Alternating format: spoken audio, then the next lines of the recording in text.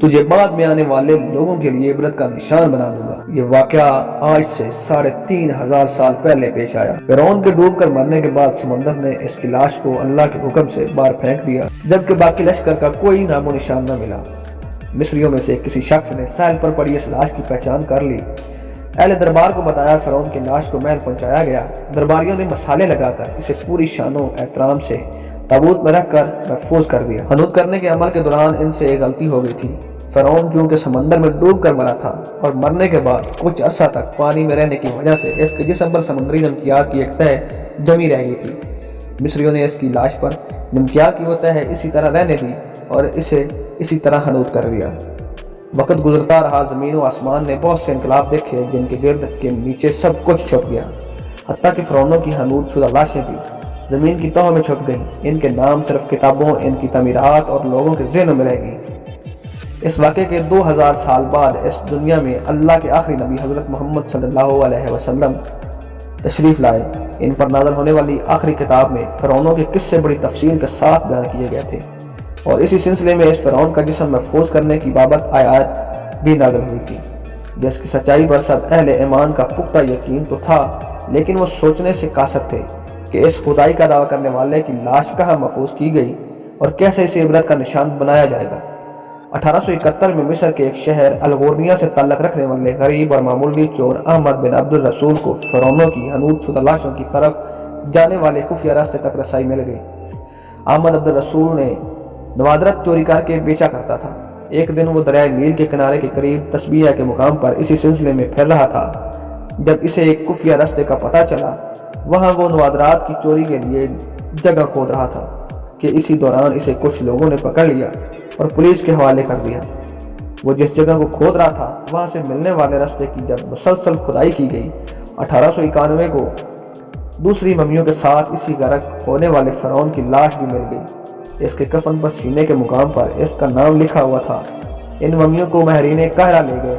جب ان ممیوں کا تفصیل سے جائزہ لیا گیا تو فرعون والی ممی پر جمی نمکیات کی تہہ سے تصدیق ہو گئی کہ یہ وہی فرعون ہے جسے اللہ نے پانی میں غرق کر کے بدترین انجام سے ہمکنار کیا تھا۔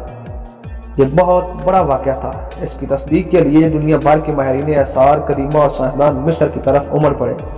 مختلف سائنسی ٹیسٹ کرنے کے بعد دنیا بھر کے سائنسدانوں نے تصدیق کر دی کہ دوسری سب لاشوں کی نسبت صرف فرعون کی لاش پر ہی سمندری نمکیات کی تہہ جمی ہوئی تھی۔ اس تصدیق کے بعد اس فرعون کی لاش قرار دے کر عجائب گھر میں محفوظ کر دیا گیا۔ 1982 میں فرعون کی ممی خراب ہونے لگی تو اس وقت کے مصر حکومت نے فرانس کی حکومت کو درخواست کی کہ فرعون کی ممی کو خراب ہونے سے بچایا جائے، نیز جدید سائنسی ذرائع سے ان کی موت کی وجہ بھی معلوم کی جائے۔